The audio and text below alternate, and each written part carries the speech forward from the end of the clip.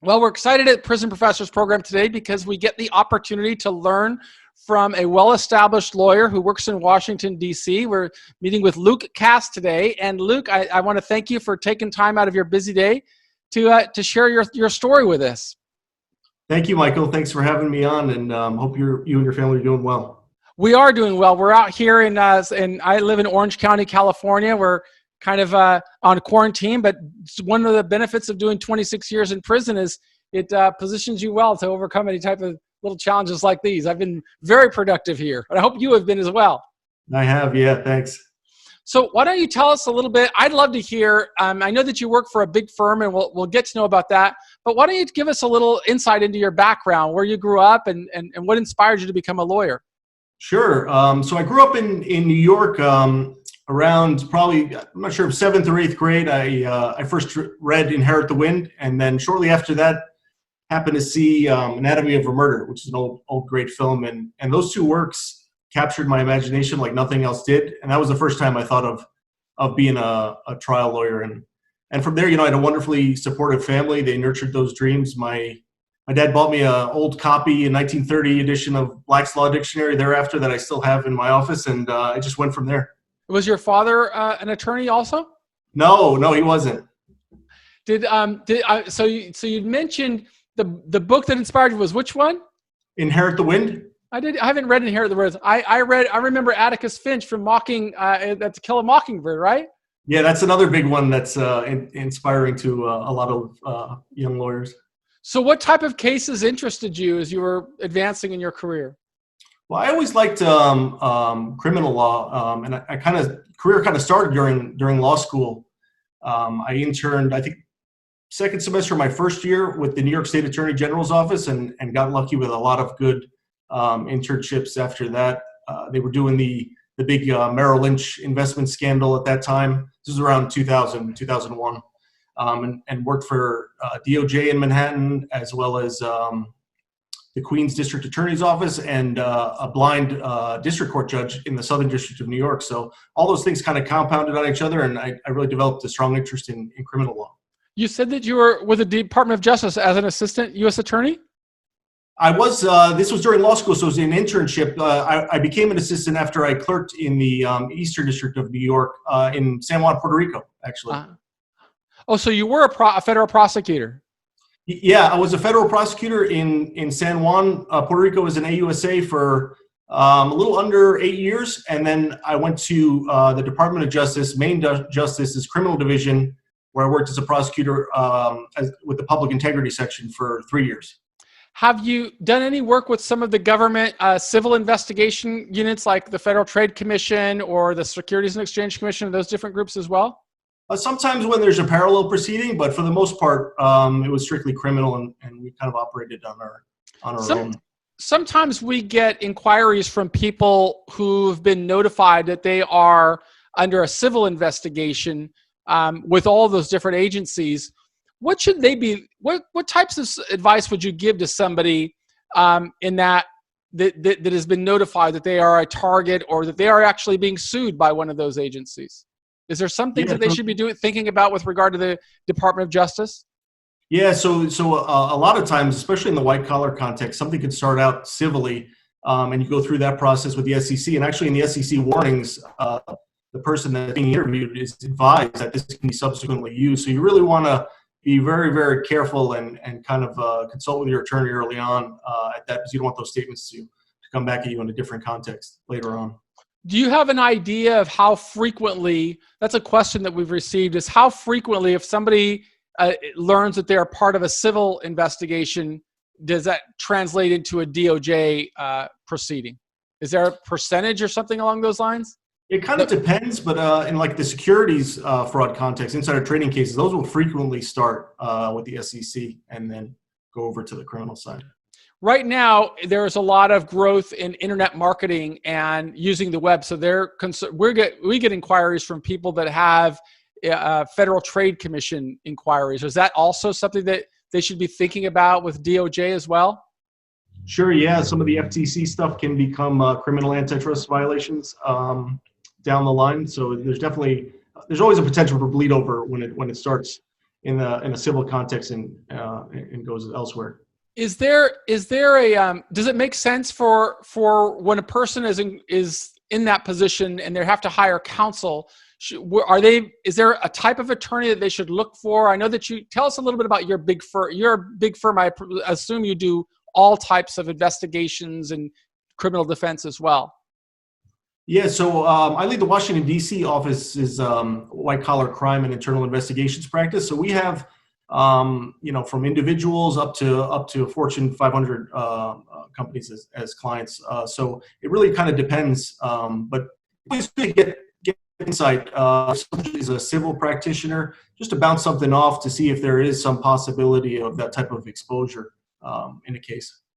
So if you had a friend that was in need of an attorney, he was looking to hire somebody, but he doesn't really know how because he's never been in this type of a problem before and he doesn't know where to turn for guidance. Could you give us some thoughts on what steps he might take as a best practice approach to interview counsel? Sure. Yeah, you really want to. This is one of the big decisions that you're making at this point. So you really want to do your homework and be deliberate. Things like researching your attorney's background with great detail, which is isn't always easy to do under the circumstances, short of a death in the family or a life-threatening illness. This is the most stress somebody can go through being federally indicted, as I'm sure. Yeah, you can speak to that, Michael, from your experiences, and or even receiving a target letter or being involved in one of these things. So you really want to summon the will to do some research on the person because it's one of the most important decisions that you're going to make in a series of decisions. And there's a notion, I think, initially that, listen, I'm not a lawyer. How am I supposed to kind of challenge somebody's credentials or kick the tires effectively in this thing? And I think folks should disabuse themselves of that notion right off the bat. You should kind of do the same vetting you would do in any other big decision you have to make in your life. Look at their background, their reported decisions, maybe their trial experience, their investigative experience. Don't be afraid to ask about those things. And my first year criminal law professor, I still recall this, but he had a good point. You should always be simultaneously defending your client during trial, but also preparing for and thinking about the appeal. So one of the things I always recommend is to ask the attorney about their appellate experience because standards of review and preserving and spotting issues, that's all a key part of the trial. What's your area of expertise? You said that you enjoy criminal law, but what areas do you really enjoy practicing? So I've always enjoyed white collar work, just exploring, discovering, unraveling the schemes and figuring out how they work and how to investigate, prosecute, and now defend those things. I've always enjoyed that. But the nice thing about Puerto Rico is it was the size of Connecticut in terms of geography and population, but had about 1,200 murders a year, all sorts of narcotics activity, as well as financial fraud and public corruption. So it had a really great experience, and you were really thrown into the deep end of the pool from the get-go. So I did a lot of appellate work there, tried a bunch of cases, but I really like white collar work. The fraud and public corruption matters, I think, would be my favorite if I had to pick. And I take it you also do appeal work. Yeah, when I first got to Puerto Rico, I just did criminal appeals for a little over for a few years, probably 3 years or so. So did about 250 appeals and argued a bunch of times before the First Circuit, which really prepared me well and complimented me in the district court practice, because you were able to see what issues really matter. Do you do any post-conviction work at all? I haven't really done too much in private practice, but I have done it during my time with the government. So could you tell us a little bit about the number of people that require a criminal defense lawyer? How many of them eventually have to get ready for a sentencing hearing? I mean, how many of these cases that come into the system actually proceed to a verdict or a guilty plea and then a sentencing hearing? So it really depends on the. Yeah. Can you hear me? Yeah, it just played back a little bit. Oh, sorry. That's okay. So it really depends. A lot of our matters our clients come to us, pre-indictment. Maybe they resolve themselves and that's the end of it. But once something's charged, overwhelmingly in the federal system, I think it's in the high 90% is resolved by the way of guilty plea. So sentencing is really something you have to really consider. Obviously, no one wants to be at that stage. You want to kind of never have to be there. But if you are there, you really have to prepare to get the best outcome in terms of your sentencing guideline calculation, as well as expressing the proper amount of remorse during your allocution, so that the judge knows and can fashion a reasonable sentence based on, the 3553A factors and other things. Are there some proactive steps? You mentioned allocution and expressing remorse, but are there some proactive steps that you have seen that have been helpful for a defendant who is anticipating a sentencing hearing that he could take? Yeah, sure. Yeah, I mean, preparation cannot be overstated in this context. You want to prepare for that. And this starts with, if you're at the guilty plea phase, right? No one wants to be there either. But if you're at that phase, you want to prepare for that change of plea colloquy or sentencing hearing down the line as if it were a trial.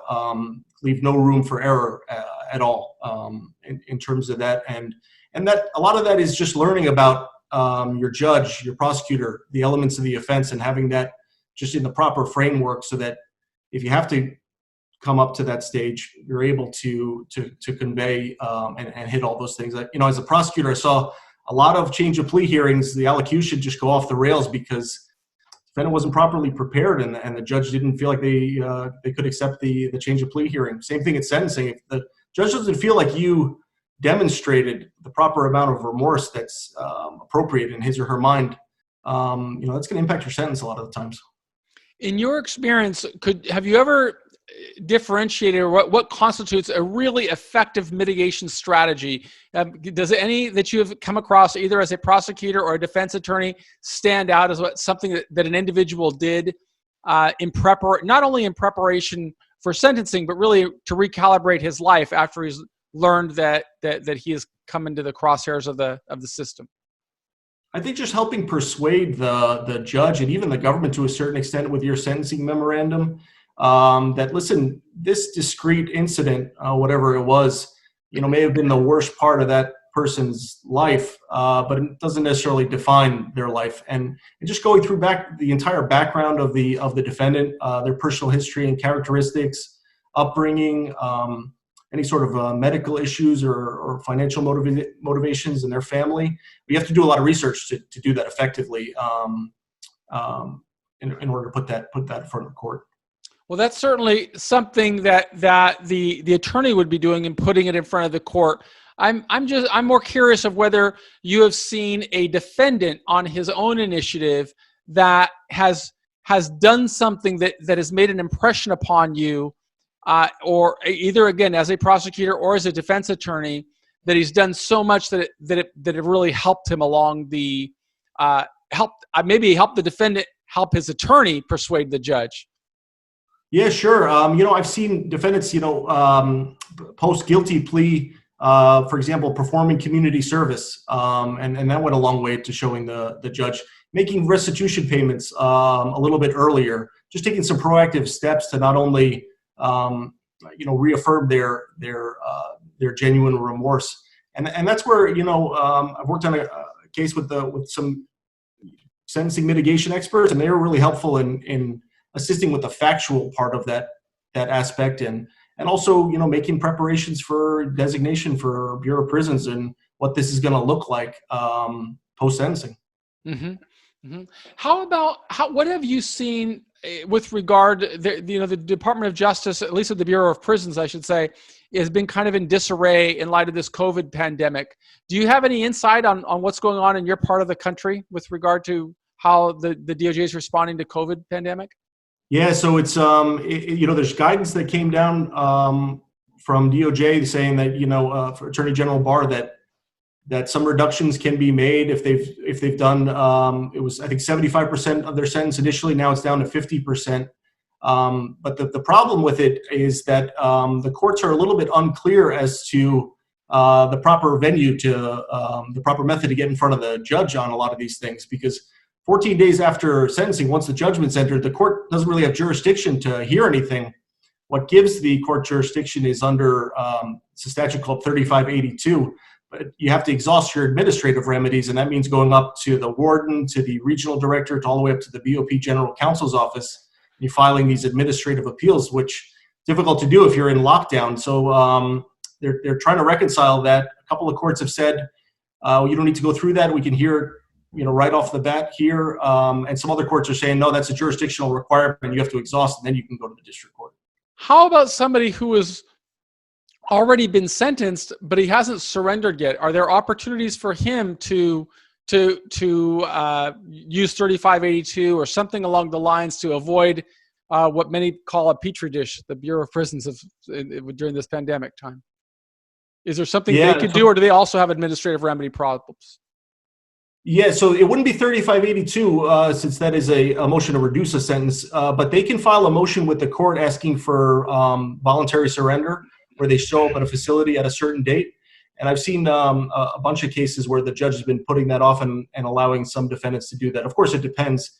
If you're convicted of a violent offense, you probably can't bank on that, and you're probably not out anyway. But for certain offenses, you're going to be allowed to turn yourself in, depending on the judge.